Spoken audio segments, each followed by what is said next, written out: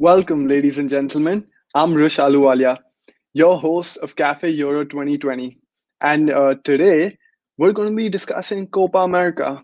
Yeah, it's a league that's certainly been overshadowed a lot by the Euro 2020, and simply because it's not of the same caliber of the Euro. However, the final, Brazil versus Argentina, no less than any Euro encounter. And I'm sure when the groups for Copa America were out, everybody must have predicted that Brazil Argentina would be the final. You don't need an expert opinion on that. It's what everybody wanted. I'm sure it's what Brazil wanted. It's what Argentina wanted, and finally we're seeing this clash between Brazil and Argentina, which is not to mention one of the greatest rivalries in international football. Each time Brazil encounter Argentina, the it's coined as Super Clásico de las Americas, which is basically equivalent to an El Clasico. And these nations have encountered each other 107 times. Brazil has 53 victories, but I think this statistics does imply that both of these teams are really evenly matched. So this match will be taking place in Rio de Janeiro. And a little interesting trivia: the last time Brazil played a major tournament game in Rio de Janeiro, their home nation, was in 2014 against Germany, where Germany absolutely swept them 7-1. So, but that was 2014. Now it's a different time, and it's against Argentina, not Germany.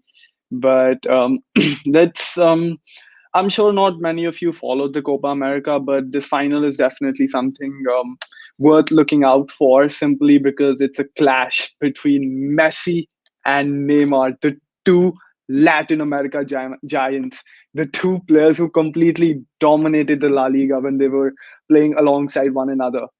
So Messi versus it's Messi versus Brazil and Neymar versus Argentina. Let's take a minute to talk about Leo Messi, the king, the god, the goat of football. He is in the form of his life this Copa America, and it's not been getting enough attention because the Euro is going on. But let me just lay out the statistics of Leo Messi this Copa America. He's played 6 matches. He scored 4 goals, assisted 5, created 19 opportunities for his team, and in his last 6 appearances, he's had 4 Man of the Match awards. Those are some amazing statistics. Like Leo Messi is clearly in the form of his life, and this tournament, Messi is just different. He's built different this tournament. Like in the penalty shootout against Colombia, we saw a little bit of exchange of words between Yaramina and Messi, and you love we as football fans we love to see that. We love to see Messi asserting his dominance after this form. His emotion has been there. He's singing the national anthem with the rest of his Argentine teammates for once, and yeah, he feels like a leader. He feels confident, and he's going to come into this encounter strong. And yeah, we've been discussing about football coming home, about England taking it, but I think this Copa America, Messi can also finally get some silverware home, can finally get one championship home as captain of Argentina. This is something he has failed to do in his career, but it's one of his greatest dreams. Now, discussing his opponent, Neymar, he, on the other hand, has not been too sharp this Copa America. He only has 2 goals and 3 assists to his name. But Neymar, this boy is a star. When he's needed, when his team is down, when he needs to perform, he will deliver. It is Neymar. He's an absolute superstar, and we're expecting him to perform at his top level this final. So now let's obviously football is a team game, so it's not just going to be a one-on-one between Messi and Neymar. Let's discuss a bit more. Let's go further into Argentina.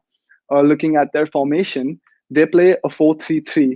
And Argentina, similar to Italy, is a team that likes building their plays from the back. For that, Leo Messi has Otamendi and Pareja for support.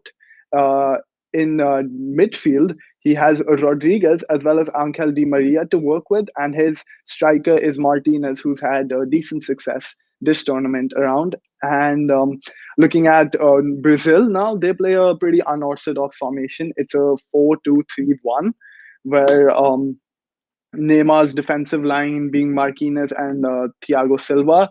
In midfield, he has Fred and Casemiro to work with.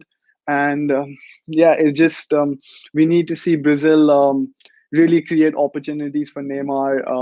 Lot of emphasis on these two players. It's going to be one heavyweight clash, and I'm really excited for it. Like I said, guys, don't sleep on this one. Don't sleep on the Super Clásico de las Americas, because it's not going to be less entertaining than any Euro encounter we've seen.